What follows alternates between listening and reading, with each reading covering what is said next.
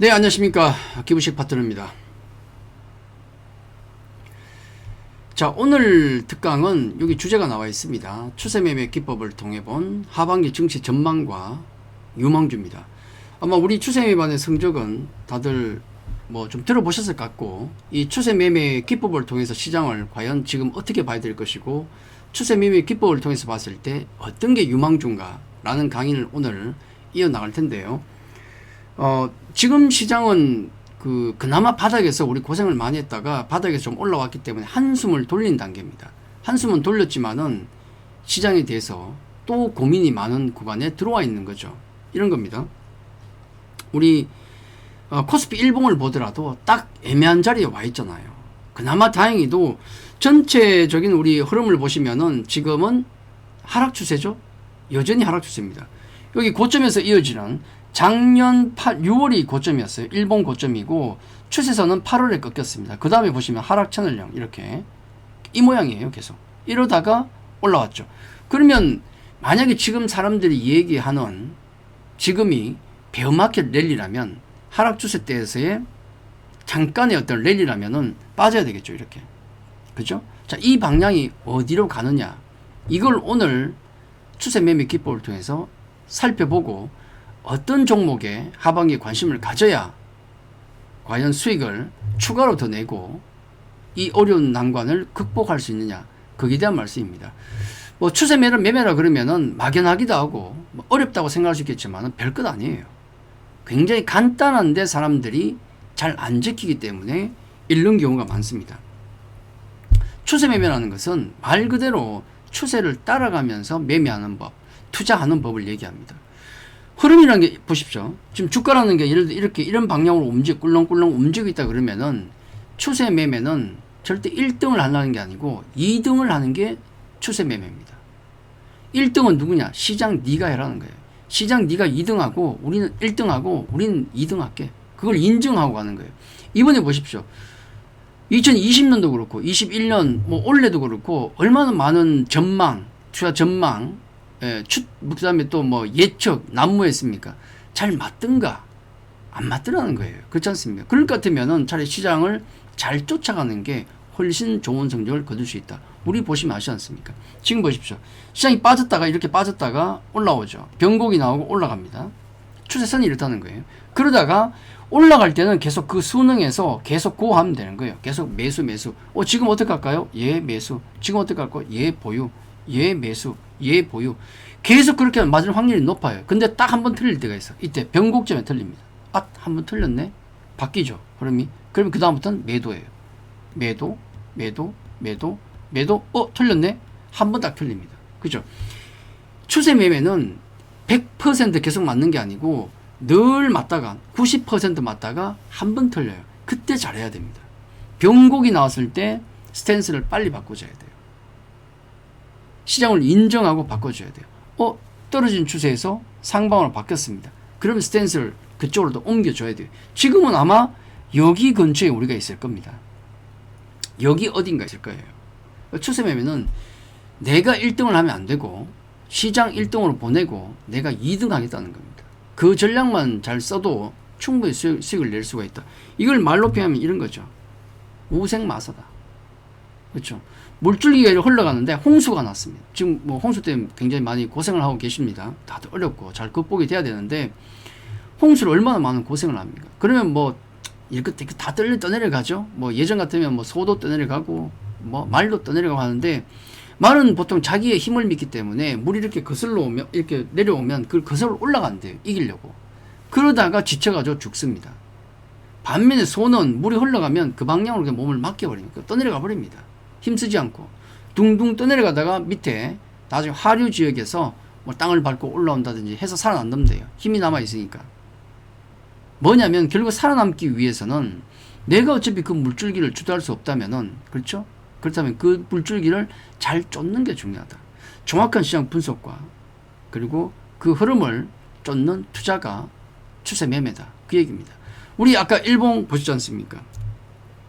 이 흐름을 거스르면 안 된다는 거예요. 작년 6월, 8월에 이렇게 꺾여 나오는 거 보시면은 그때부터 물줄기는 아래쪽이죠. 그 당시에 제가 물줄기가 꺾여 나오면서 추세선이 바뀌면서부터 해서는 초보분들은 힘들 거란 말씀을 드렸습니다. 작년도 굉장히 힘들었어요. 작년 여름부터 지나서 가을까지 해서 그때부터는 굉장히 어려웠습니다. 그렇지 않습니까?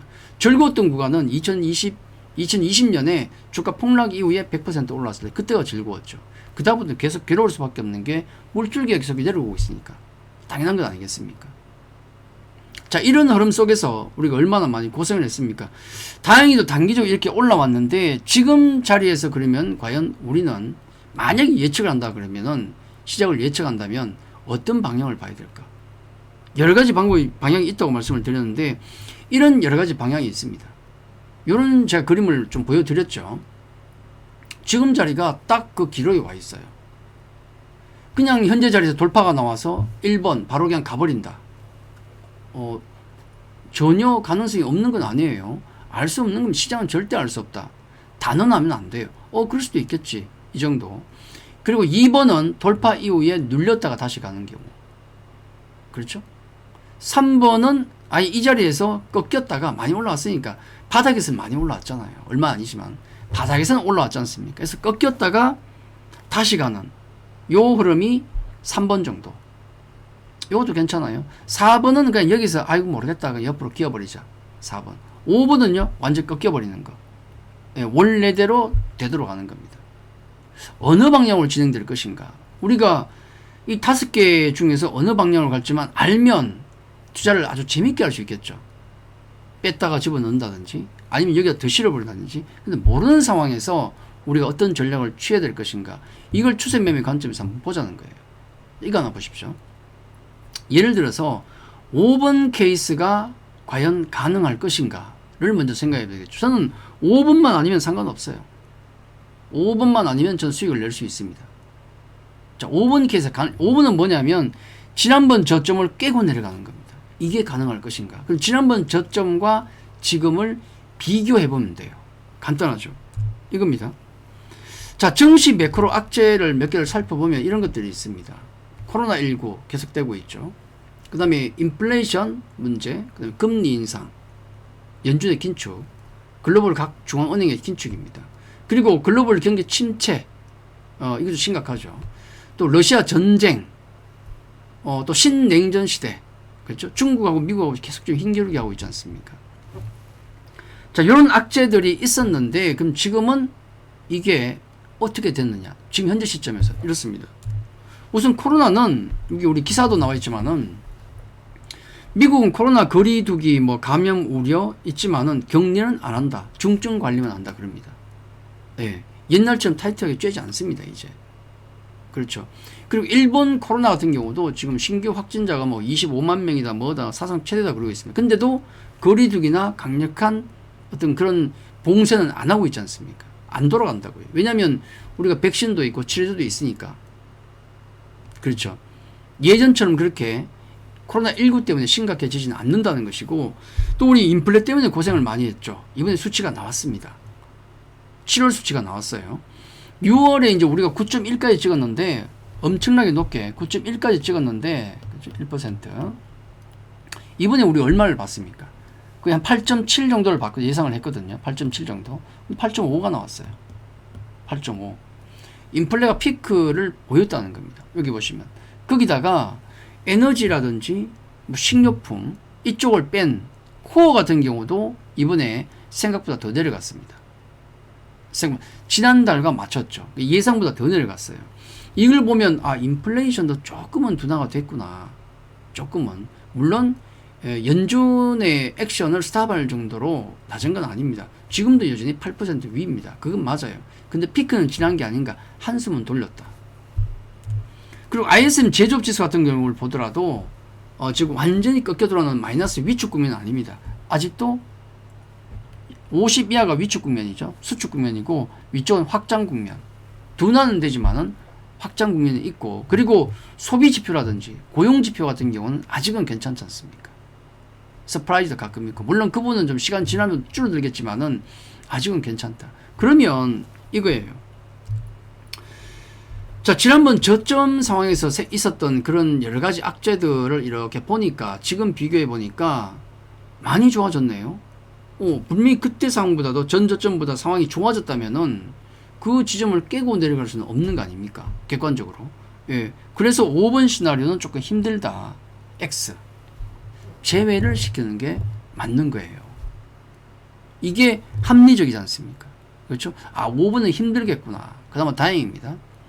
자, 그리고 그러면은 1번은 가능할 것인가? 여기서 바로 내리땡겨서 지금 만약에 내리땡기면 지수 범위가 한 2,800 정도까지는 땡길 수 있어요. 나온다 그러면 뭐 2번 시나리오로 가든 3번 시나리오 가든 한 2,800 정도까지는 땡길 수도 있습니다. 근데 1번처럼 바로 여기 쉬지 않고 바로 땡길 수가 있을 것인가?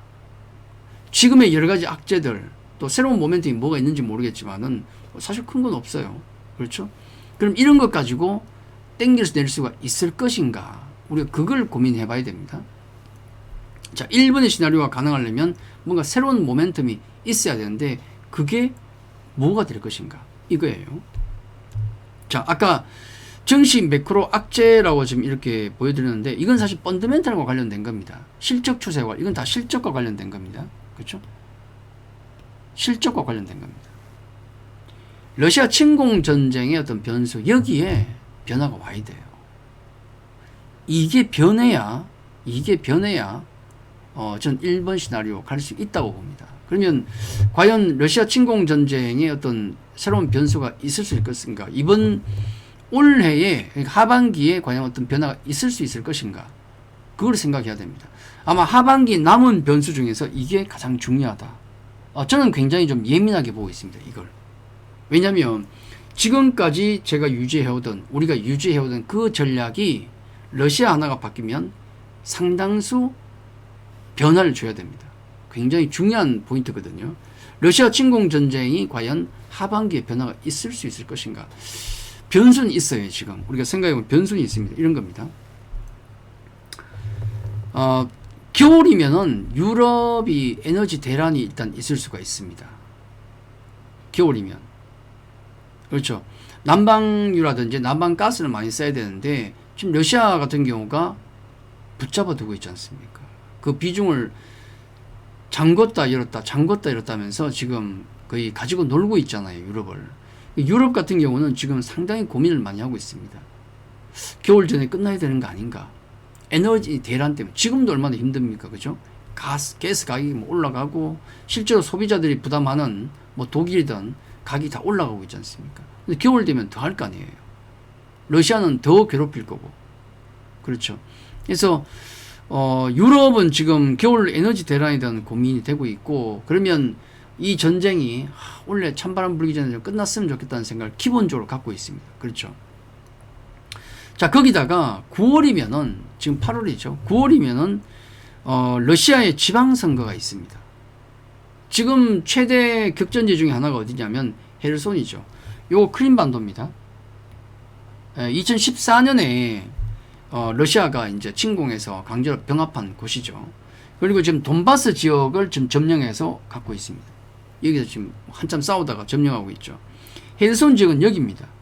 이 지역이에요.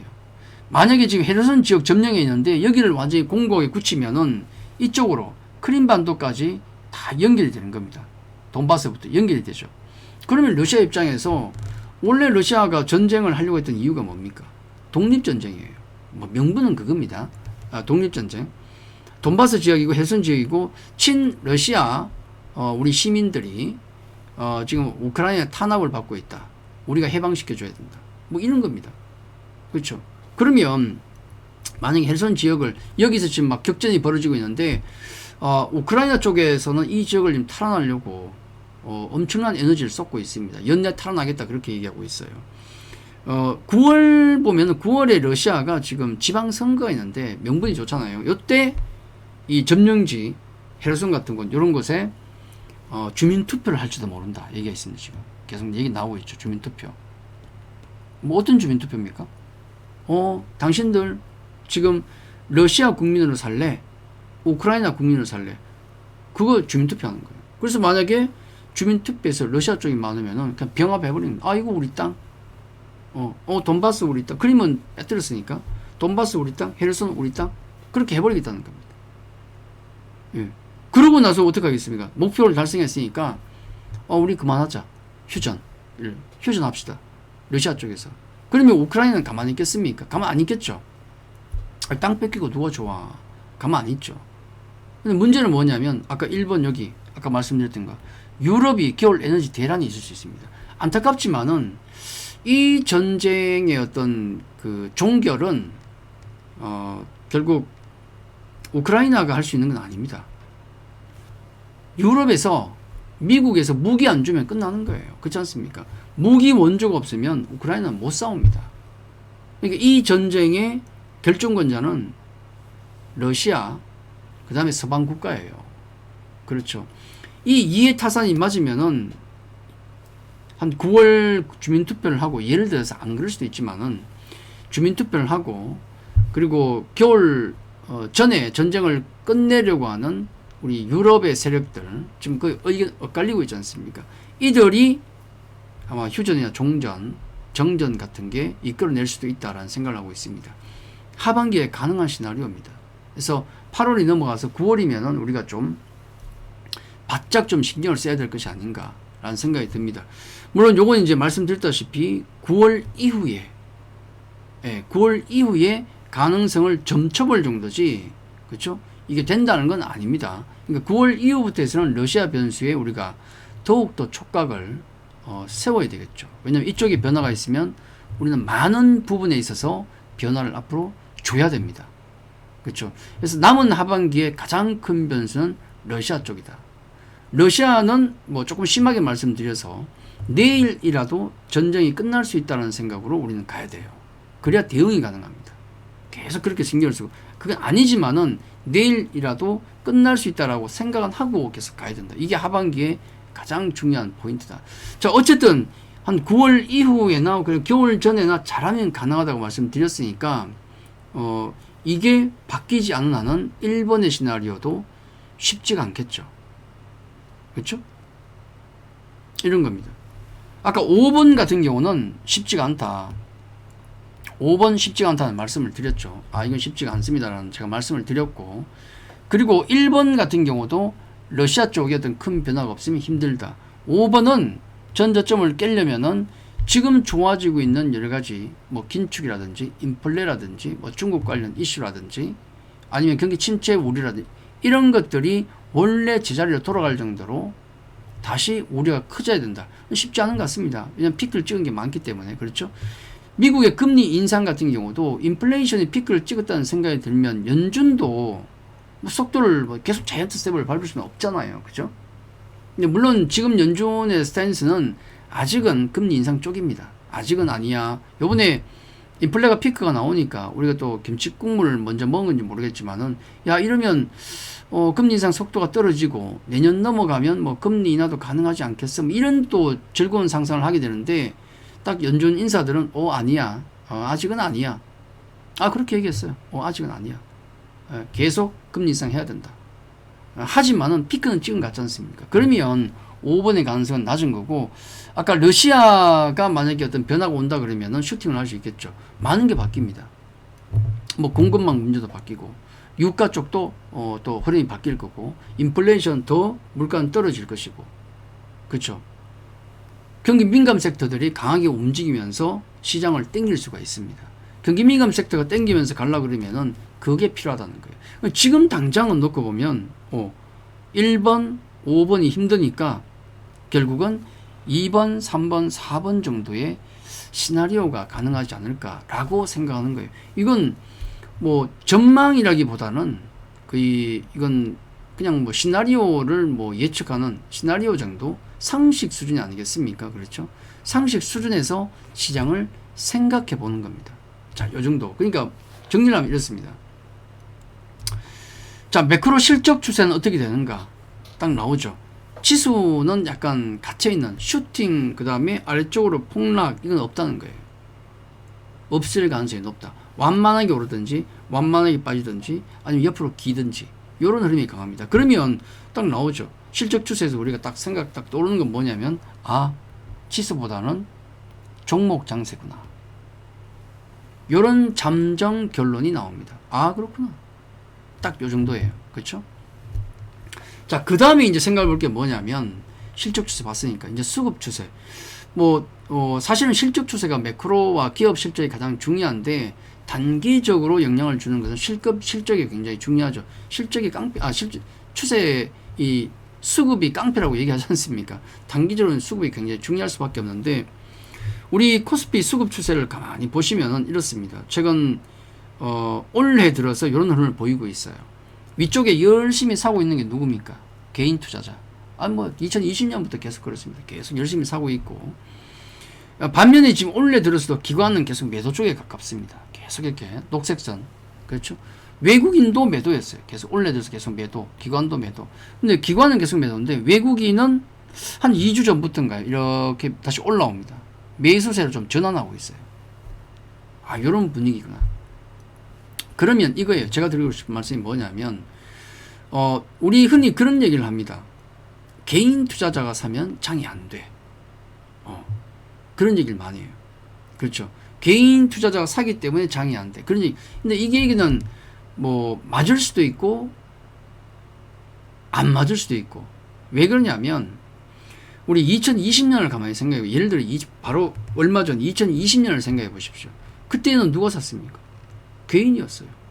2020년은 개인이 샀는데도 불구하고 외국인이 겁나게 팔았죠. 기관도 팔았고. 근데 장이 100% 바닥에서 올라왔습니다. 난리 났지 않습니까? 삼성전자도 날아가고, 현대차도 날아가고, 작은 종목도 날아가고. 물론 그게 포모 현상까지 겹치면서 그게 피크였어요. 그렇긴 하지만은 개인이 땡긴 장이었습니다. 그러니까 개인이 산다고 해서 장이 안 올라간다가 아니고 지금 시장을 지배하고 있는 세력이 누군가를 봐야 돼요. 그게 개인이면 개인 수급을 봐야 되고, 지금 시장을 지배하고 있는 세력이 기관이라면 기관 수급을 봐야 되는 것이고, 그렇죠? 그 다음에 지금 시장을 주도하는 게 외국인이라면 외국인을 봐야 돼요. 우리 기관이 주도하는 장도 있었지 않습니까? 2020년은 개인 투자자가 지배를 했고, 대표적으로 기관이 주도했던 때가 언제입니까? 처음으로 우리 지수가 2000포인트를 갔을 때 2007년 그때입니다. 2006년 2007년 하면서 올라갈 때 그때 누가 땡겼느냐? 기관화장이었어요. 펀드장. 그 당시에는 진짜 돈 팔고 집 팔아서 다 펀드 가입할 때입니다. 다 펀드 가입할 때. 인사이드 펀드도 있고 등등 해서 쫄딱 망했죠. 쫄딱 망했죠. 그래가지고 외국인들 막 팔고 리만 터지고, 리만 사태 터지는데 기관들은 그냥 사기만 샀으니까, 펀드 들어가면 사기만 샀으니까 다 떠안고 죽은 거예요. 네. 2008년 리만 사태 때입니다. 엄청났죠. 그때 기관화장이었고, 지금은 또 누가 지배하고 있는가? 이게 중요해요. 그렇죠. 지금은 우리 시장을 누가 지배하고 있는가? 그러면 그 지배하는 세력의 눈치를 봐야 됩니다. 우리 개인 투자자라든지 기관은 이거는 국내 세력입니다. 과연 이들이 힘을 쓸 수 있는 장인가? 요거 보십시오. 자, 코스피 수급 추세입니다. 네. 고객예탁금을 보는 거예요. 고객예탁금. 개인 투자자의 탄알입니다. 고객예탁금은 내가 주식을 사려고 개인 투자자들이 증권사 계좌에 넣어놓은 돈을 얘기해요. 그게 많으면 주식을 많이 살 수 있겠죠. 근데 그게 어떻습니까? 요게 한 20-30조 하던 수준에서, 고객예탁금이 20-30조 하던 수준에서 갑자기 뻥 뜰 때가 있습니다. 이게 언제냐면 2020년 3월 우리 흔히 통합개미운동 얘기하면서 그때 매수할 때 그때입니다. 그때 기하급수적으로 고객예탁금이 늘어났어요. 탄알이 막 들어왔습니다. 그 이후에서 계속 탄알이 들어옵니다. 총알이 막 채워지니까 개인 투자자들이 막 쏘는 거예요, 종목들. 예. 그러니까 예전 타성에 젖어서 개인이 사면 장이 안 돼. 이렇게 본 투자자들 같은 경우는 꼼짝도 못했지. 장은 막 급등하는데 외국인은 팔고 있지. 어떻게 삽니까? 옛날 그 관성에, 예전에 그 법칙에 젖어 있던 사람들은 돈을 10원도 못 만진 겁니다. 그렇지 않겠습니까? 그러고 나서 작년 77조까지 고객예탁금이 들어오고 나서 그 다음부터는 계속 빠집니다. 이렇게 장이 빠지면 쫄쫄쫄 빠져요. 55조까지 떨어집니다. 많이 빠졌죠. 20조가 넘게 떨어졌잖아요. 20조. 그렇죠? 돈이 빠져나가는 거예요. 그러니까 주식을 살 수 있는 돈이 점점점 줄어듭니다. 그러면 고객예탁금이 줄어드니까 개인 투자자의 힘은 줄어드는 것이고, 또 우리 국내 기관 같은 경우는 주식을 사려면 돈이 있어야 되죠. 펀드로 돈이 들어가야 됩니다. 그 돈 누구 겁니까? 그것도 개인 투자자입니다. 예, 안 들어가잖아요. 펀드 쪽에 돈이 안 들어가지 않습니까? 기관도 힘을 못 쓰고 개인 투자자는 자기 돈도 빼고 있으니까 힘을 쓸 수가 없어요. 결국은 뭐냐면 지금 시장을 지배하는 수급 세력은 외국인입니다. 아니 뭐 달리 방법이 없잖아요. 그러니까 외국인이 안 사면 못 가는 장. 외국인이 지배하는 장이 계속되고 있는 거죠. 지금은 외국인 수급을 계속 봐야 되는데 아까 우리 코스피 수급 추세에서 봤을 때 외국인이 최근에 사고 있는 걸 보셨지 않습니까? 뭐 기관이 팔고 개인이 팔고는 뭐 어쩔 수 없어요. 이제는 어차피 힘이 잃었는데 외국인이 어떻게 움직이냐에 따라서 우리 시장은 좌우될 수밖에 없는 그런 장입니다. 그래서 자, 지금 시장을 지배하는 주인은 누군가? 외국인. 외국인 지금 뭘 하고 있는가? 계속 파는 모양이었지만 최근에 조금 돌아서는 추세를 보이고 있습니다. 달러 인덱스가 좀 더 꺾이면 좋겠는데 우리 원달러 환율이 지금도 1300원 근처에서 놀고 있습니다. 뒷멀찡한 고혈압 상태, 그런 모양이라고 보면 되겠죠. 그런 상태에 지금도 머물러 있습니다. 그럼에도 불구하고 자금이 들어오고 있어요. 만약에 달러 인덱스가 좀 더 무너져 가지고 우리 원달러 환율이 좀 더 강으로 간다면, 밀린다면 외국인 수급은 좀 더 들어올 수 있겠죠. 이건 조금 지켜봐야 되겠지만은 어쨌든 지금의 한 수급 정도의 상황을 놓고 본다 그러면은 이 정도 줄 수 있습니다. 중립 이상은 된다. 중립 이상은 된다. 중립 이상의 수급 추세다. 물론 우리가 이제 이 외국인 매수에 대해서 조금 고민해야 될 것은 뭐냐면, 이 외국인 수급에 대해서 고민해야 될 것은 뭐냐면, 지금은 쇼커버링이 많이 들어와요. 이건 감안해야 됩니다. 구분하셔야 돼요. 우리 수급 얘기하는 김에 말씀을 드린 건데, 자, 내 종목이 많이 깨졌습니다. 박살난 종목이야. 낙폭과대 종목 요즘 돌아가고 있는데 박살났습니다. 뭐 게임 쪽이든 뭐든 반토막 났다. 뭐 30% 빠졌다. 40% 빠졌어. 근데 바닥에서 종목이 막 급등을 합니다. 나오죠. 뭐 5% 6% 나오지만 10% 20%도 막 뜁니다. 종목들이 갑자기. 근데 수급을 보니까 외국인 매수가 들어와요. 막 20만 주, 30만 주씩. 평생 안 보던 그런 수급들이 막 들어옵니다. 걔가 10% 20% 막 종목을 띄워요. 급등을 시킵니다. 야, 그거 보고, 야, 외국인 매수가 들어오네. 이제 끝났어. 날아가는 거예요. 이러면 큰일 납니다. 지금 들어오고 있는 외국인 매수의 상당수는 이 숏 커버링일 가능성이 높습니다. 환매수. 우리 롱 세력들은 어떻게 수익 냅니까? 밑에 싸게 잡아서 이게 주가가 올라가면 위에서 파는 거 아닙니까? 팔아서 이만큼의 수익을 남기죠. 근데 우리 숏 세력들은, 공매도 세력들은 반대죠. 주가가 높이 있다. 자기들 보기에. 그럼 여기서 팔아요. 팔죠? 팔고 나서 현금 가지고 있다가 예를 들어서 주가가 폭락해 떨어집니다. 그럼 여기서 싸게 사서 자기 빌린 주식을 갚아요. 그럼 이만큼을 먹는 거죠. 그렇죠? 걔들이 차익 실현하는 개념이 뭐냐면 주가가 여기에 있다 급락이 나서 이만큼 떨어졌습니다. 딱 보니까 시장 분위기가 야, 더 안 떨어질 것 같아. 바닥권인 것 같아. 그럼 어떻게 해야 돼요? 차익 실현해야 될 거 아닙니까? 우리 롱 세력들은 매수를 해서 주가가 이렇게 올라가면 위에 더 안 올라갈 것 같아. 그럼 여기서 매도입니다. 숏 세력은 숏을 쳐서 밑에서 더 안 빠질 것 같아. 그럼 여기서 차익 실현해요. 어떻게? 환매수. 주식을 되사는 겁니다. 되사서 갚아주면 자기는 포지션이 제로가 되는 거죠. 이만큼을 먹고. 그 물량들이 들어오는 것 같아요. 갑자기 펀더멘털 안 좋은 그 섹트의 그 종목들이 갑자기 왜 외국인이 미친 듯이 사겠습니까? 그럼 분명히 숏커버링, 환매수, 공매도 차익 실현의 물량일 가능성이 높습니다. 그래서 지금 외국인 매수가 들어오는 매수가 들어오는 수급을 보면 이걸 구분을 잘 하셔야 돼요. 진짜 이 종목이 좋아서 들어오는 것인지, 차익 실현, 공매도 세력들이 이익을 챙기고 나가려고 매수를 하는 것인지 그걸 잘 보셔야 됩니다. 그걸 착각을 해서 야, 외국인 매수가 난리 났어. 이 종목에 뭔가 있나 봐. 라고 들고 왔는데 한 2, 3일 정도면 끝나거든요. 그런 건. 그럼 주가는 또 빠지는 거예요. 그걸 잘 구분하셔야 됩니다. 펀더멘털이 안 좋은 종목이 어제까지 펀더멘털이 그대로 있고 오늘도 그대로인데 왜 갑자기 외국인 수급이 터질 듯이 나오겠습니까? 아무것도 변한 게 없는데. 숏커버링. 그걸 잘 구분하셔야 돼요. 네. 어쨌든 뭐 숏커버링 포함하더라도 중립 이상의 수급 추세를 보여주고 있다. 지금 바닥에서 종목들이 뻥뻥 뛰는 거 이거. 그죠? 10% 지금 막 뛰는 거 이거. 이건 숏커버링이 들어오면서 대부분 종목들이 밑에 깔려있는 종목들이 호재가 하나 나오죠. 호재가 하나 나오면은 쇼크가 왕창 돌립니다. 예, 급이 나니까. 급등 나올까봐. 30만 주씩 막 돌려. 20만, 30만. 그럼 주가가 막 10%, 20%막 뛰는 거죠. 요건 단기로 활용해야 돼요. 어쨌든, 뭐 그걸 감안하더라도 수급 추세는 중립 이상은 되더라. 아, 그렇구나. 정도입니다. 자, 그리고, 자, 우리 실적 매크로 하나 봤고, 지수보다는 종목 장세의 느낌이 강했다. 그리고 수급 추세 같은 경우는 중립 이상의 수급 추세는 보여주고 있다. 뭐 나쁘지 않네요. 자, 그리고 이제 코스피 차트 추세를 봐야 되는데, 코스피 이제 차트 추세를, 그럼 차트의 흐름이 어디로 가고 있는가 방향성을 보는 겁니다. 방향성을. 물줄기가 아래쪽이냐 위쪽이냐 그걸 보는 거예요. 여기 보시면은 2020년입니다. 이때가 2020년 폭락하는 거 나오죠. 이게 뭡니까? 코로나 때문에 폭락하던 거. 뭐 대공황 이후로 뭐 최대 폭락이다. 그 정도로 굉장히 날카롭게 폭락을 했습니다.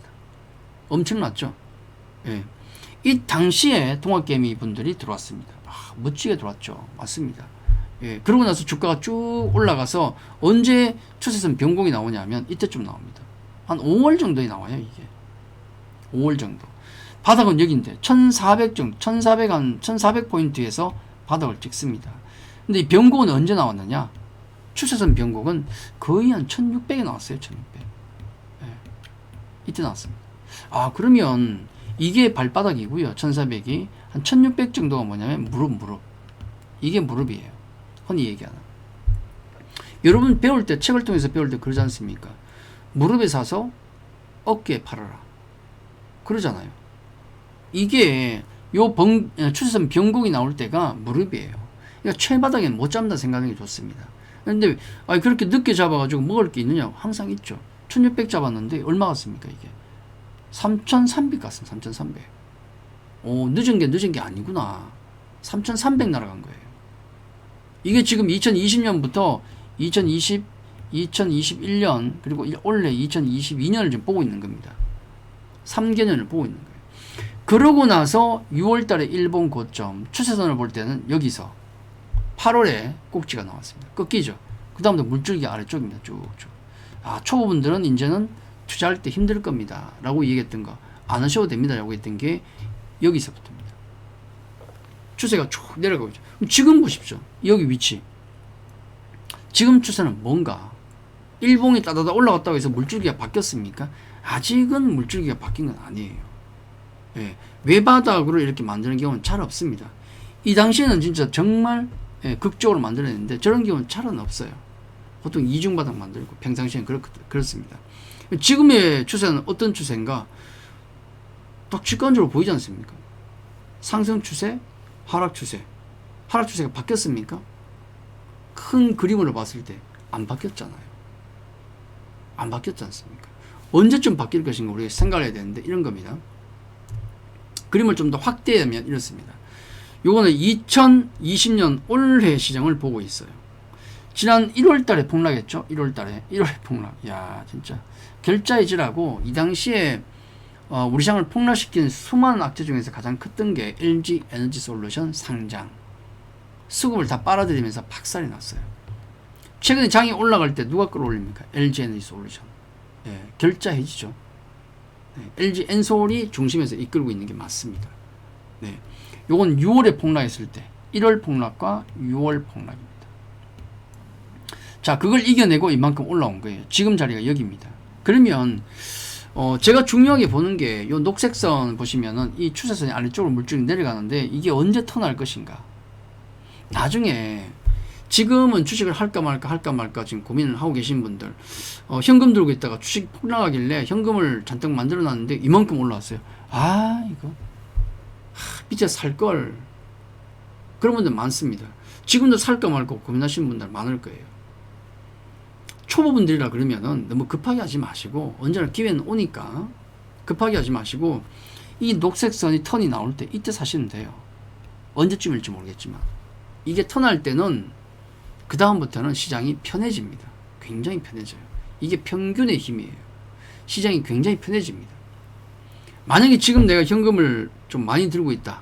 안타깝지만 현금을 많이 들고 있다.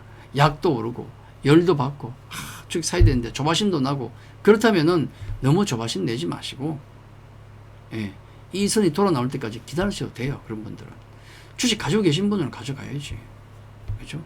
아예 현금밖에 없다 그러신 분들은 답답하시겠지만은 너무 공격적으로 사지 말자.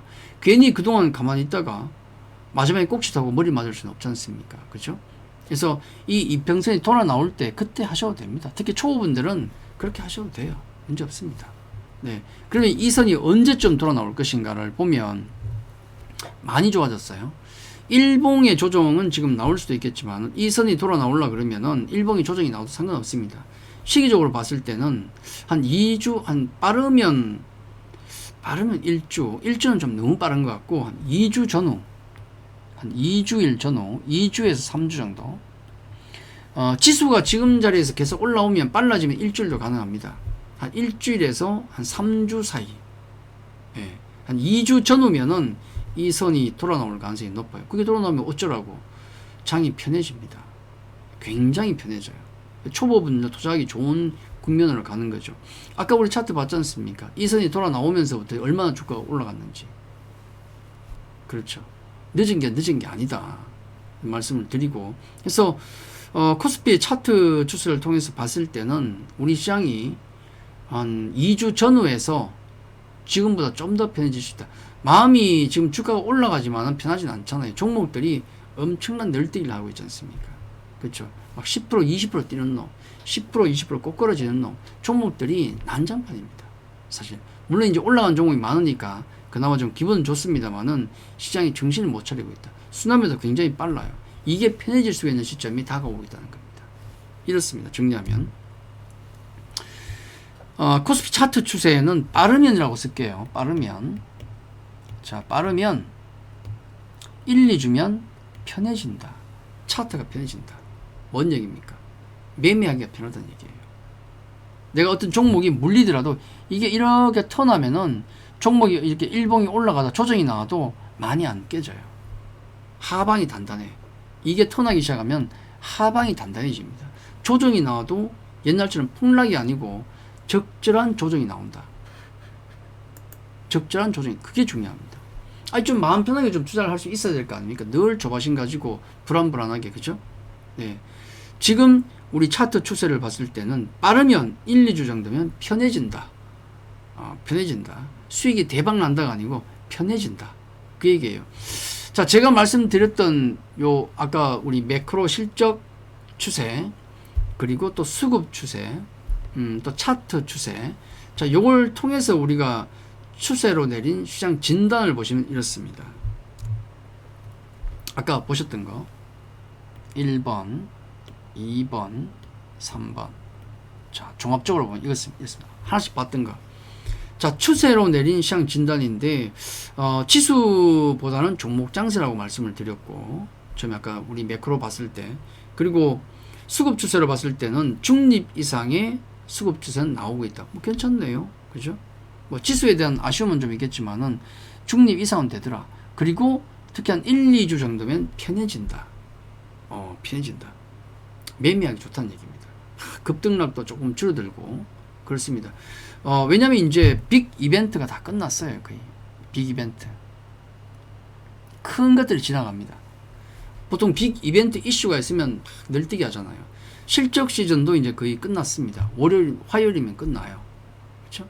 화요일 정도면 이제 끝나고 그리고 이제 그 극적으로 이제 그 인플레이션도 좀 피크를 보이고 있고 CPI에 대해서 우리가 얼마나 집중을 했습니까? 남의 나라 CPI에 대해서. 근데 그 부분도 이제 약간 약해졌고 그리고 자이언트 스텝을 막 연속으로 밟아가던 연준의 톤도 약간 톤 다운이 좀 됐고 그 다음에 경기 침체 관련된 여러 가지 얘기도 많았습니다만은 뭐 1분기, 2분기가 GDP가 미국의 역성장을 다 했거든요. 그럼에도 불구하고 뭐 우리가 그냥 침체로까지는 안 보지 않습니까? 왜냐면 다른 지표들이 다 좋으니까 고용 소비 같은 게 괜찮으니까. 그래서 그 부분도 이런 큰 어떤 이벤트와 이슈들이 완화되고 있고 지나가고 있습니다. 좀 뭔가 장이 심심해진다는 거예요. 다음 9월에 FOMC 회의 전까지는 좀 심심해진다. 근데 뭐 그때 가더라도 지금보다도 더 크게 이 이슈가 불거지겠습니까? 그렇게 보지는 않거든요. 네. 그래서 이제 지수 자체가 시장 전체 진단을 내린다 그러면은 요 전체적 종합을 해보면은 이렇습니다. 지수 같은 경우는 조금 이제 약간 실적 시즌도 끝나니까 지수는 조금 편해질 수가 있고, 편하다는 게 뭐 올라가는 게 편한 게 아니고 이제 급락의 어떤 바닥을 보였다는 겁니다. 바닥을 거의 보였을 가능성이 높기 때문에 조금 편한 위치로 가고 있고, 요게 이제 시장의 어떤 중요한 포인트가 되겠고, 그래서 결국은 지수가 지루해진다 그러면은 종목 장세가 나올 가능성이 높다. 사실 선수들은 지수 올라가는 걸 바라진 않습니다. 안 가도 돼요. 내 종목만 가면 되지 않습니까? 내 종목만 가면. 보통 지수가 갇히면은, 그렇죠? 경기 민감주나 이런 대형주에 베팅을 못하게 되면 조금 중소형주 베팅이 들어가죠. 중소형주 베팅이 들어가면 거기서 슈퍼스타가 나옵니다. 급등 종목이 많이 나와요. 그러니까 뭐 단기적으로 막 슈팅해서 이렇게 막 수직으로 올라가는 그런 테마주 말고 우량주 중에서 슈퍼스타가 탄생합니다. 그런 장이 지금 만들어지고 있어요. 그래서 제가 많이 강조드린 부분이죠. 하반기에 어떤 지수라든지 지수 관련주라든지 이런 걸 보고 가기보다는 슈퍼스타가 될 만한 종목을 내 계좌에 담고 있어야 된다. 예, 그게 내 계좌를 먹여 살릴 것이다. 그 몇 개 종목이. 확률은 아마 선택을 해서 먹을 확률은 조금 떨어질 수가 있습니다. 예전보다도 확률은 떨어져요. 왜냐면 아직도 하락 추세에 놓여 있으니까. 근데 그 중에 올라가는 종목은 하나 걸리면은 굉장히 많이 올라갈 수 있습니다. 왜냐면 올라가는 종목이 별로 없으니까. 그렇죠? 이번에 밑에 있는 낙폭과대주들이 한 바퀴 다 돌고 나면, 다 돌고 있잖아요. 끝나고 나면 뭐 할 거야? 모멘텀 끝났고, 실적 시험 끝났고, 할 게 없잖아요. 그렇다고 선수들이 놉니까? 기관들이 노나요? 외국인 놀 수는 없잖아. 예.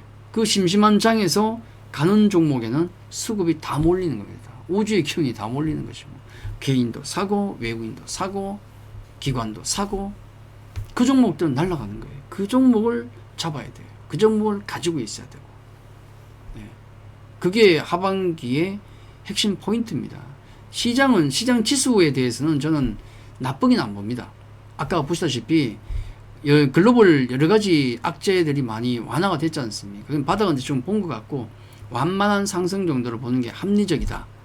예, 상식 수준이고, 그럼 그 토양 속에서 움직이는 섹터가 뭐가 있는가? 그걸 봐야 돼요. 그러면 우리가 추세 매매 기법을 통해서 본 하반기 증시 전망, 대충 이렇습니다 정도가 되겠고, 어떤 종목에 관심을 가져야 되느냐? 낙폭 과대주가 종목들 밑에서 막 급등이 나오죠. 거기에 너무 신경 쓰면 안 돼요. 걔들은 아직도 하락 추세입니다. 대신에 위쪽으로 이렇게 추세가 쫙 당기고 있는 종목들, 도도하게 위쪽으로 방향이 가고 있는 종목들, 그런 종목에 계속 관심을 가져야 됩니다. 예. 예를 들면 이런 거예요. 자, 종목들 잠깐 보시면 이렇습니다. JYP 같은 거 예를 들어 한번 보십시오. 이 차트를 한번 보십시오. 이건 도대체 어느 나라 주식입니까? 아까 우리 코스피 차트 보셨죠? 어떻게 올라갔나요? 이런 방향이죠. 하락처는 이런 방향이었어요.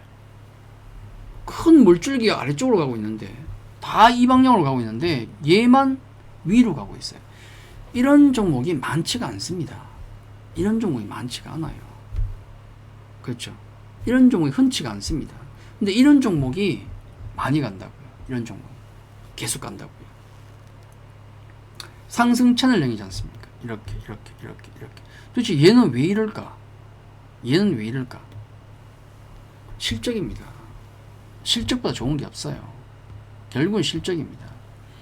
엔터 섹터들의 종목들은 실적이 모두 우상향하고 있어요. 그거보다 좋은 게 없습니다. 주가가 올라가게 되면 퍼밸류, 밸류가 보통 높아지는데 실적이 같이 올라가니까 밸류가 똑같은 거예요. 아무리 주가가 올라가도. 실적이 플랫해 있는데, 실적이 가만히 있는데 이렇게 주가가 계속 올라가면 퍼밸류가 높아지잖아요. 근데 같은 방향으로 가는 거예요. 이렇게. 그러니까 이 간극이 보면은 지금 예를 들어 1,000원을 번다 그러면은 얘가 10,000원이에요. 10,000원. 10배, 10배. 2,000원 벌면 얘가 20,000원을 가고, 요 간격으로 계속 가는 거예요. 밸류는 똑같은 거예요. 엔터 같은 경우가 그래요. 지금 주가는 올라가는데 밸류는 똑같은 거예요. 이 방향으로 가는 거예요. 비싼 게 아니다.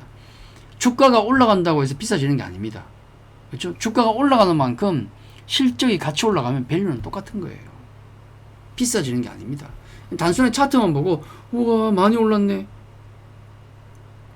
실적이 어떻게 올라온지를 봐야 돼요. 계속 사상 최고치를 기록하면서 올라가고 있지 않습니까? 그럼 주가도 당연히 사상 최고치를 가야지. 그렇죠. 이런 종목이 조정 나오면 계속 담아가야 돼요. 예. 저는 뭐 4대 엔터사 중에서 기관이 제일 좋아하는 건 예전엔 JYP인데 지금은 고르게 좋아합니다. SM도 좋아하고 YG도 사랑하고 JYP도 좋아하고. 다만 제가 연초부터 말씀드린 건 하이브는 하지 마라. 많이 빠질 때 반등 나올 수 있습니다만은 BTS가 없잖아요. 그래서 하이브는 하지 마라. 연초부터 말씀드렸고 아직도 유효하다. 만약에 반등이 이제 지금 좀 진행이 되고 있는데 추가적으로 더 세게 나오면 오히려 하이브 같은 경우는 조금 줄여주는 게 맞지 않을까. BTS가 없으니까 단체 활동을 안 하잖아요. 한계가 있을 것이다. 다만 다른 종목들은 계속 올라갈 가능성이 높습니다. 그만큼 한류가 지금 계속 뻗어나가고 있다는 건 분명한 사실이죠. 그러니까 어떤 섹터든 간에 어떤 쪽에 공략할까요? 그러면은 추세적으로 올라가는 섹터. 차트를 보면 이렇게 올라가고 있는 쪽. 급등주 말고. 근데 올라가는데 테마가 아니고 실적이 같이 올라가는 쪽을 봐야 돼요.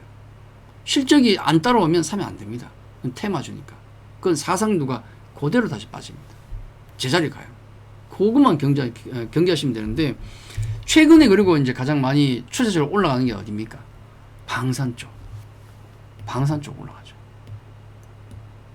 하나에어스페이스는 제가 많이 강조를 드리는 종목인데 방산 쪽. 이건 주가가 그때 빠졌을 때도 문제가 없던 거예요. 이런 거 참고 가야 돼. 반드시 올라갑니다. 예. 이게 지금 하나에어스페이스가 많이 비싼 종목은 아닌데 싼 편이에요. 예. 그래서 제가 좀 많이 선호를 했던 종목이고 주가가 이렇게 뛰었음에도 불구하고 테마주처럼 터무니없지는 않습니다. 실적이 올라오니까. 특히 이제 하나 같은 경우는 하나 그룹에서 방산 쪽을 다 밀고 있지 않습니까? 이쪽으로. 우주 방산 쪽을 다 밀고 있어요. 예. 그래서 이런 쇼팅이 나오고 있고 이렇게 강하게 올라감에도 불구하고 기관이 계속 지금 매집을 하고 있지 않습니까? 그게 중요한 거죠. 네. 실적이 되느냐? 같이 올라가요. 실적이 같이 올라가고 있다. 주가만 혼자 가면 굉장히 위험한 건데 같이 올라갑니다. 너무 급등이 나왔는데요. 안 사셔도 돼요. 안 사셔도 됩니다. 근데 왜 보여주느냐? 이런 류의 종목을 잡아야 한다는 얘기를 말씀드리고 있는 겁니다. 우상향 종목. 대신에 이런 종목들 조정이 나오면 그때는 관심을 가져도 돼요. 그러니까 우리가 투자를 함에 있어서 상승 추세를 보이는 종목들 이런 종목이 있죠. 이런 건 투자 방법이 어떠냐면 조정 시 매수하라. 상승 추세는 조정 시에 매수. 조정 시 매수하면 항상 먹더라. 맞거든요. 반대로 지금 낙폭 과대주도 밑에서 막 올라오는데 그런 종목들 하락 추세에 있는 종목들입니다. 게임주도 그렇고 이렇죠. 이렇게 내려갑니다.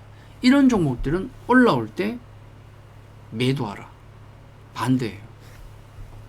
올라올 때마다 매도, 올라올 때마다 매도, 올라올 때마다 매도. 언제까지? 추세가 바뀔 때까지.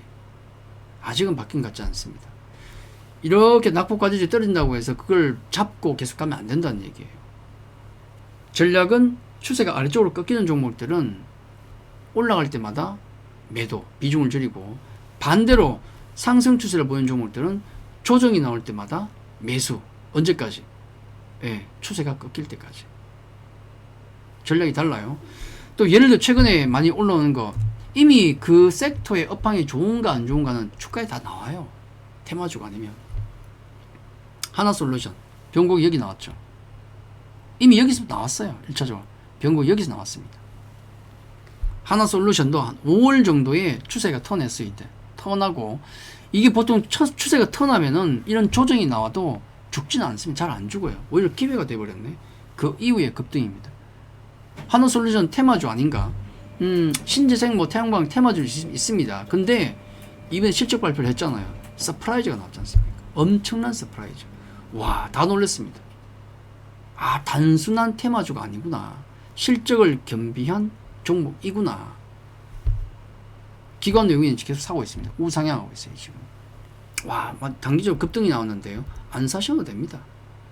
안 사셔도 돼요. 대신 이런 종목이 조정 나올 때는 사셔도 된다는 얘기예요. 아까 말씀드렸죠.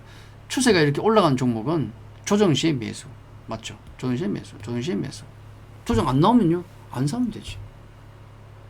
종목이 한 개만 이것만 있습니까? 2,600개 종목이 있는데. 그렇잖아요.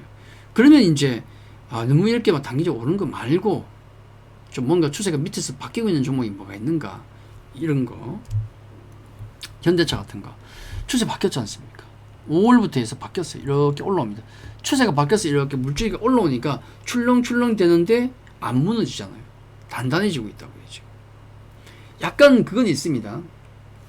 이번에 인플레 방지법이 미국에서 통과되면서 어떤 섹터의 어떤 종목이 이제 수혜를 볼 것인가. 우리나라 반도체 칩포라든지 반도체 관련법, 그리고 인플레 방지법, 이런 것들이 누구를 위한 겁니까? 상식적으로 모든 건 상식으로 해결을 해야 돼요. 그럼 미국을 위한 겁니다. 우리를 위하고자 만든 게 절대 아닙니다. 아시죠? 중국을 때려잡고 미국 자기네들 이익을 취하기 위함이지, 그 안에서 뭐 우리를 어떻게 하려고 한 건 아니에요. 절대로. 주는 무조건 미국입니다. 지금 미국 인플레 방지법에서 보조금을 전기차에게 주는데 조건이 뭡니까? 뭐 가격적인 조건을 빼더라도 두 가지입니다. 생산을 미국 공장에서 할 것, 미국에서 만든 것만. 그 다음에 뭐 자동차 부품도 그렇고 2차전지 배터리도 그렇고 이쪽에 중국 색깔을 뺄 것. 중국 색깔 묻어 있으면 안 준다는 거예요. 첫 해는 40%까지 딴 걸로 채워야 되고, 미국 쪽. 그 다음에 또 뭐 나중엔 80%까지, 이런 식으로. 공장을 미국에서 할 것, 미국에서 만들 것, 그리고 중국 색깔 뺄 것, 이거 두 가지예요. 현대차가 머리 아프죠. 2차전지 소재주들은 조금 나을 수도 있겠지만 현대차가 머리 아프죠. 왜냐면 당장 그 공장을 2025년에 만든다는데, 지금도 미국 공장이 있습니다. 알리바마도 있습니다만은 전환해야 되거든요. 그거 하려면 또 노조의 어떤 그게 필요하고 협의가 있어야 되고, 또 물량을 뭐 한정이 있지 않습니까? 일종의 한정이 있잖아요. 그래서 지금 우리나라 정부도 그렇고 자동차 협회에서도 이건 아닌 것 같다. 우리나라는 인정해주라. 한미 FTA가 있지 않습니까? 한미 FTA에 위배될 수가 있다, 이거는. 그래서 지금 요구를 하고 있는 상황이에요. 요거 상황을 잘 지켜보시고, 만약에 그대로 밀고 간다 그러면은 조금 물론 대부분 자동차 메이커들이 힘듭니다. 우리도 그렇지만 지금 상태로 밀면 내년 넘어가면 지금 자동차 여러 가지 제품들 중에서, 전기차 중에서 보조금을 받을 수 있는 게 한 70%도 안 돼요, 지금. 안 돼. 70%가 못 받아요, 지금. 분위기가.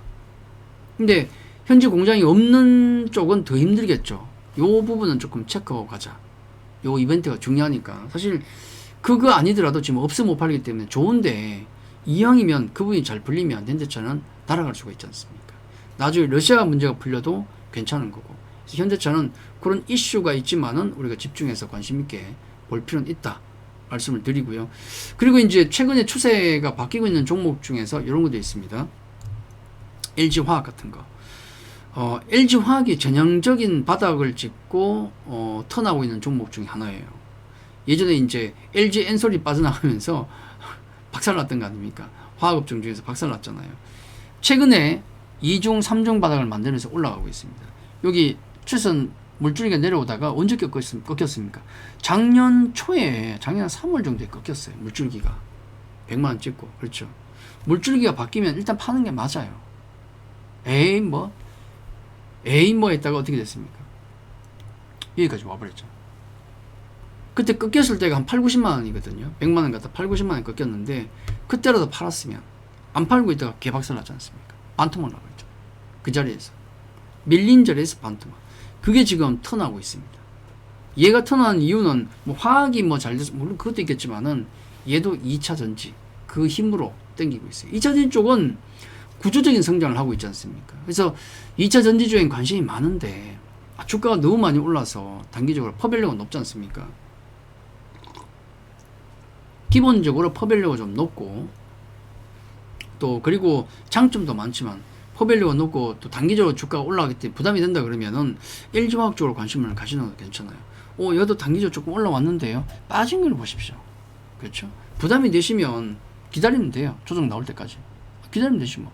이렇게 이평선이, 추세선이 이렇게 돌아 나온 종목은 일봉의 조정은 항상 기회가 됩니다.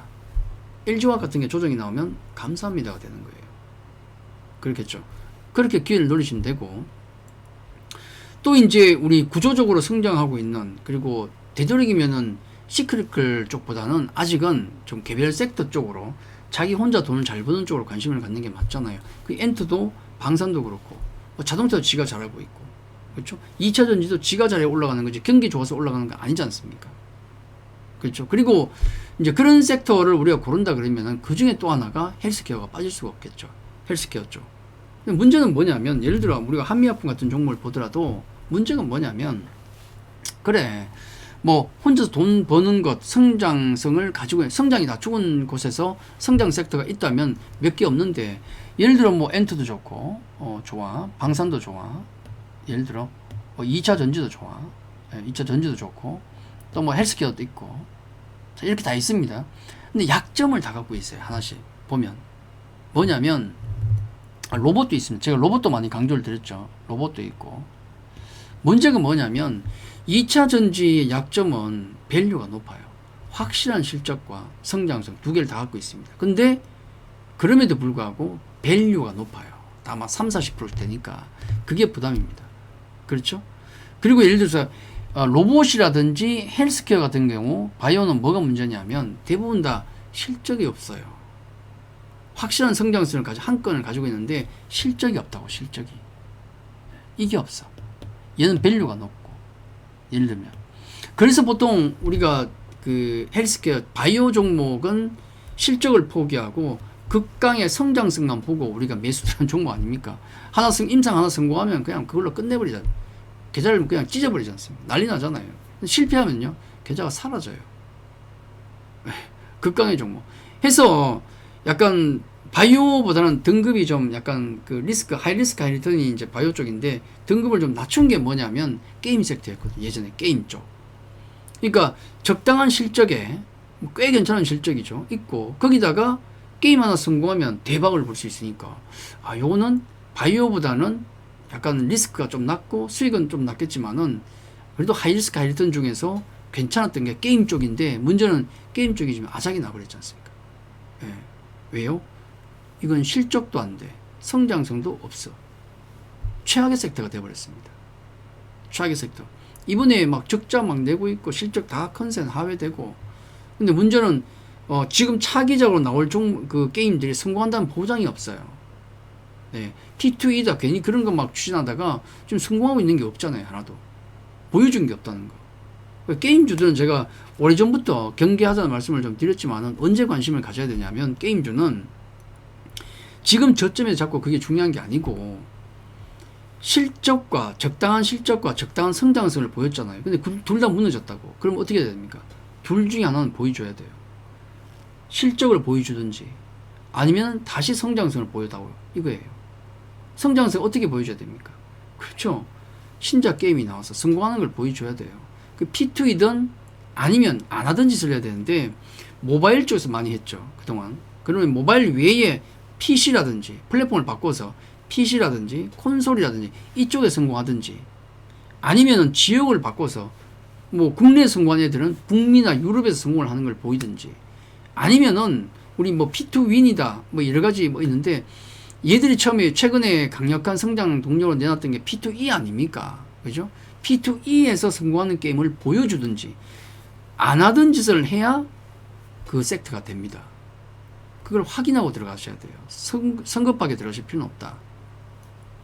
다 장단점을 갖고 있죠. 방산 같은 경우도 지금 보면 방산도 사실 보면 실적과 성장성을 다 겸비하고 있습니다. 다만 방산 한 가지 단점이 뭐냐면 우리가 걱정되는 게 뭐냐면 방산은 항상 경계해야 되는 게 러시아 얘기만 나오면 굉장히 위험해질 수 있습니다. 예를 들어서 방산 잘 가는데 러시아 쪽에서 이 얘기만 나와도 폭락할 수 있습니다. 휴전에 휴자만 나와도 폭락할 수 있어요. 그렇죠. 구조적으로 성장하는데 갑자기 휴전 정전 얘기 나오면 폭락 나옵니다. 짱뜬목 나와요. 왜냐하면 지금 우리 방산 장비를 구매하려고 하는 지금 국가들이 많지 않습니까? 근데 그게 아직 정식 계약은 아니에요. 그렇죠? MOU 단계, non-binding. 그렇죠? 관심을 가지고 협의를 하고 있는데 만약 러시아 전쟁이 끝나버리면 김새지 않습니까? 이만큼 구매하려고 하다가 우리 요것만 할게. 그럴 수 있습니다. 그래서 방산 쪽도 좋긴 좋은데 러시아 쪽에 촉각을 바짝 세워야 된다. 그게 단점이면 단점이에요. 장점이자 단점입니다. 엔터 쪽은 뭐냐면 실적도 좋고 실적 좋아요. 사상 최고죠. 밸류도 우리 2차 전지보다 낮습니다. 3, 40배가 아니고 20배. SM은 20대 초반이에요. 얼마나 낮습니까? 뻗어나가는 K-팝주가 20배가 말이 됩니까? 너무 싸다고요, SM도. 예. 가장 저평가되어 있는 종목인데, 다 좋네? 그럼 엔터는 문제는 뭡니까? 항상 엔터주는 노이즈가 많아요. 걱정이 많다는 거. 이 걱정. 왜냐면, 어떻게 보면 사람 장사니까, 그렇죠? 이 눈치, 저 눈치를 많이 봐야 돼요. 뭐, 코로나 조금 확산되면, 아이고, 코로나 때문에 공연 못하는 거 아닙니까? 질문 나오죠. 그리고 또, 중국도 사드 얘기 나오니까, 아이고, 중국 때문에 또 매출 안 나온 거 아닙니까? 또 걱정이. 맨날 걱정이 많아요. 근데 이건 제가 자신있게 말씀드리는 게 뭔지 아십니까? 기우다. 왜냐면, 검증을 다 보였기 때문에. 어떤 측면입니까? 엔터주. 우리 질병 관련해서 또 질병 좀 참고를 하면 뭐 원숭이 두창 뭐 말도 안 되는 소리 하고 있는데 원숭이 두창 얘기 나오고 또 코로나 확산 얘기 나오고 그러면 또 걱정을 하면 엔터주 괜찮습니까? 괜찮지요. 왜냐면 작년에 코로나가 창궐할 때도 엔터주들은 사상 최고치 실적을 기록했어요. 콘서트 한 방도 없이. 근데 왜 걱정을 하냐고. 그렇지 않습니까? 한 번의 콘서트도 없이 사상 최고치를 기록했습니다. 그만큼 매출초와 매출원이 다변화가 되어 있어요. 이미 다변화가 되어 있습니다. 다 방법을, 지금 메타버스 서비스도 다 늘리고 있거든요. 온라인 공연도 늘리고 있고, 다 방법이 있지 않습니까? 거기다가 중국 사드 얘기 나면, 아이고, 중국 매출 안 나오는데 어떡합니까? 언제는 뭐 매출이 낮습니까? 중국 매출이 이만큼이면 걱정을 하죠. 원래 없어요. 중국 매출이 없다고요. 다 막아놨는데. 중국 그 친구들 지금 다 야매로 지금 우리 드라마 다 훔쳐보지 않습니까? 지금 다 제소해야 되는데 WTO 다 제소의 감인데 다 우리 거 훔쳐보고 있지 뭐. 우리가 돈 내고 우리 거 봅니까? 우리 매출 나는 게 뭐가 있다고요? 아니 매출도 안 나는데 왜 걱정하냐고. 그냥 키핑해 둔 거예요. 물론 이제 앨범 같은 경우는 공구로 많이 매수를 하고 합니다. 많이 사주곤 해요. 그런 건 중국 정부에서 막을 수가 없잖아. 아니, 온라인 사이버 세상에서 온라인으로 거래가 되는데, 메타버스 세계에서 거래가 되는데 어떻게 막습니까? 그 세상은 이미 국경이 없는데요. 그렇죠. 근데 그것도 많지가 않아요. 다른 콘서트나 이런 거 비교하면 많지가 않습니다. 그렇죠. 근데 왜 걱정을 하냐고. 중국은 키핑해둔 시장입니다. 지금 일본 시장 같은 경우는 엄청난 지금 수익을 계속 거두고 있어요. 앨범도 잘 팔리고 콘서트도 많고, 그리고 그쪽 문화가 굉장히 많이 발달되어 있습니다. 예. 그리고 지금은 이제 BTS가 이루어지고 있는 미국 시장에 가고 있어요. 미국 시장에 가고 있습니다. 그 다음 남아있는 건 중국 시장. 중국 시장 키핑해 둔 거예요. 지금 남겨두고 있는 겁니다. 나중에 먹을 거라 생각하죠. 아직은 안 열리고 있지만 최소한 우리 14억 인구 중에서 콘서트를 볼 수 있는 인구가 얼마 되겠습니까? 일본이 2억이고 미국이 3억인가요? 인구가? 다 콘서트를 다 볼 수가 있지 않습니까? 중국 14억, 15억 인구 중에서 최소 2, 3억 정도는 콘서트를 다 볼 수 있는 사람들입니다. 5억 정도는 되겠죠. 그 시장이 키핑되어 있는 거예요, 지금. 안타깝게도 올해 한중 수교 30주년인데 잘 못 살리고 있습니다. 하필이면 지금 신냉전 시대가 돼버려가지고. 어쨌든 나중을 위해서 키핑해뒀다 생각하시면 돼요. 근데 왜 엔터를 겁을 내냐고. 실적이 그렇게 잘 나는데. 그렇지 않습니까? 한미약품 얘기 좀 해야 되는데, 이거 얘기하다가, 자, 이런 각 섹터들이 다 약점을 가지고 있는데, 아까 헬스케어, 바이오 말씀드렸죠. 무슨 약점이 있습니까? 무슨 약점? 실적이 보통 안 돼요. 예. 단일 임상건 가지고 하다가 그거 실패하면 골로 가지 않습니까? 지금 CBE 때문에 또 뭐 비상이라는 얘기도 하고 있잖아요. 주가가 계속 떨어지니까. 지금 금리 인상기이기 때문에 자금이 없는 쪽은 위험해요. 예. 어떤 기업이든 간에 돈을 많이 갖고 있고 돈을 벌고 있는 기업이 해야 됩니다. 욕심내고 테마주들 갖다가 골로 갈 수 있습니다. 지금 한미약품 같은 경우는 꾸준하게 돈을 잘 벌여들고 있잖아요. 우리 아시다시피 바이오주의 거의 대표주자, 어떻게 보면 시발점이죠. 이 친구가 시작하면서 바이오의 붐이 일어났던 거예요. 2015년에 14년부터 그때 15년까지 주가가 폭등하면서 바이오 붐이 일어났던 거죠. 그래서 온 동네방네 뭐 바이오 투자다가 다 죽었죠. 다 죽었죠. 대장주인 한미약품 주가를 보십시오. 얘도 죽어 있잖아요. 그죠? 얼마나 많이 죽었습니까? 근데 중요한 건 뭐냐면, 수많은 임상과 로열티를 받고 하다가 뭐 취소되는 경우가 많아가지고 주가가 폭락을 했는데, 남은 게 뭐냐면 이만큼이 남아 있습니다. 안 깨지는 지점이 있어요. 여기는 안 깨고 있죠. 주가가 수많은 시행착오를 겪으면서 번 돈이 이거라는 겁니다. 이만큼은 벌어놓은 거예요. 그렇죠? 바닥에서 이만큼은 올라왔잖아. 최소한 여기는 지켜주고 있는 겁니다. 이게 중요해요. 아, 바이오가, 우리나라 바이오가 아직도 변동성은 보이지만 최소한 저만큼은 발전했구나. 이만큼 발전한 거예요, 지금. 그리고 그 자리에서 지금 꿈틀꿈틀 움직이고 있습니다. 네. 얘가 벌어지는 실적이 이만큼의 주가는 지켜주는 거예요. 그 이후에 하반기 임상, 그 다음에 유럽과 미국의 허가, 이런 건수가 있지 않습니까? 그거 터지면 주가가 급등 나오는 거죠. 믿져야 본전인 종목인 겁니다. 최소한 실적이 되는 믿져야 본전인 종목을 만져야 하반기에 안 다칩니다. 굉장히 중요합니다. 아무리 좋은 종목이라도 돈 못 버는 종목은 위험할 수가 있어요. 지금은. 네. 돈도 잘 벌고 실적도 좋고 현금도 많이 가지고 있고 그리고 미래 성장 동력까지 좋은 종목, 그런 종목에 관심을 계속 가져야 됩니다. 네. 제가 이런 종목들을 좀 나열해 드렸는데 이 정도 종목 가지고 뭐 하반기 대비할 수 있느냐? 제가 보기엔 충분히 가능한데 더 많은 종목들을 원하시는 분도 계십니다. 제가 오늘 밤에 하반기 종목 공개 방송 또 오늘 밤에 진행을 합니다. 월요일 오늘 밤 8시부터 공개 방송을 또 하게 되겠는데 이때 제가 그걸 두 가지를 보여드릴 거예요. 뭐냐면 아까 제가 추세매매 기법을 통해 본 하반기 증시 전망과 유망주라는 주제로 우리 강의를 진행했는데 제일 궁금한 게 그겁니다. 네 계좌는 어떻게 됐느냐? 그런 얘기 많이 하잖아요. 네 계좌부터 깔아. 아니 사실 제가 개판 나 있는데 계좌가 개판 나 있는데 추세매매 기법을 강의한다는 게 넌센스지 않습니까? 그러니까 이 강의를 제가 1시간을 들었는데 아 이런 식으로 하면 수익이 나요? 이게 중요하잖아요. 그걸 보여드립니다. 네, 그걸 보여드리겠다는 거예요. 그걸 보여드립니다. 오늘 밤 8시에 보여드리고 그리고 아까 종목들이 부족하다 하신 분들은 추가적인 하반기 추세 주도 종목들 그 종목까지도 함께 제가 보여드리겠습니다. 이게 중요한 거 아닙니까? 그렇죠? 자, 오늘 추세 매매 기법을 통해 본 하반기 증시 전망 받고 또 유망주도 몇 개 봤는데 오늘 밤에 밤 8시에 또 공개 방송이 있으니까 여기에서 이런 중요한 내용들을 한번 확인해 보시고 여러분 투자에 많이 도움이 되셨으면 하는 바람입니다. 아마 하반기에 조금만 좀 열심히 공부하시면 종목 장세니까 선수들은 좋아요. 우린 해피하지. 우린 좋습니다. 괜찮아요. 지금 다 만족합니다. 네. 그렇기 때문에 열심히만 하면 수익은 날 수 있는 장으로 지금 갖춰지고 있으니까 조금만 더 열심히 하시면 좋은 수익 하반기에 나오지 않을까. 연말에는 최소한 웃으셔야 될 거 아닙니까? 연말에 웃으면 돼요. 그렇죠? 자, 오늘 강의는 여기까지 하고 자, 오늘 밤 8시에 다시 뵙도록 하겠습니다. 감사합니다.